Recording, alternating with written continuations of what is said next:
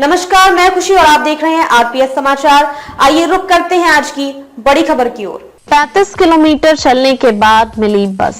लखनऊ पहुंचने में लगे 15 घंटे। महाकुंभ से लौटे श्रद्धालुओं की आप बीती। दिल्ली से किसी तरह प्रयागराज पहुंचे थे, बहुत मुश्किल से स्नान कर सके। वापसी में संगम से पैदल ही चलना पड़ा। करीब 35 किलोमीटर चलने के बाद मुख्य रोड पर एक प्राइवेट बस मिली। उसमें भी जगह की मारामारी थी। 2 लोगों की सीट पर 3 बैठे थे। रास्ते में इतना जाम था कि पैदल चलते तो बस से आगे निकल जाते। करीब 30 किलोमीटर की दूरी बस 3 घंटे में पूरा हो सकी। इसके बाद हाईवे पर भी जगह जगह जाम और डायवर्जन था। प्रयागराज से रात 9 बजे बस में सवार होने के बाद दोपहर 12 बजे लखनऊ पहुंच सके। अब यहां से रात में ट्रेन है, इंतजार करेंगे या फिर बस से दिल्ली जाएंगे। प्रयागराज से लौटे सुरेश और बिंदु ने यह जानकारी दी। बताया कि 52 मीटर बस में करीब 70 यात्री थे। कुछ लोग बीच रास्ते में ही उतर गए। बस से लखनऊ आए अन्य यात्रियों ने भी कुछ यही बात कही। आलमबाग बस स्टेशन पर बैठे सुरेश ने बताया कि ट्रेन से प्रयागराज गए थे। जाते समय करीब 25 किलोमीटर पैदल चलना पड़ा था। वापसी में तो समझ ही नहीं आ रहा था कि किधर जाएं। किसी से पूछा कि बस कहाँ मिलेगा तो उसने बस इशारे में बता दिया था। भीड़ के साथ ही चलते चलते बेला कछार पहुंचे।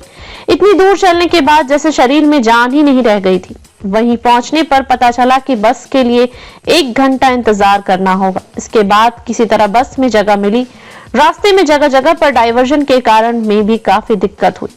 सबसे ज्यादा दिक्कतें हरचंदपुर, रायबरेली और बचरावा में हुई। रात के अंधेरे में बस किधर जा रही है, कहां रुकी है, कुछ पता ही नहीं चल रहा था। रात करीब 10 बजे बस में सवार हुए और सुबह 7 बजे पहुंच सके।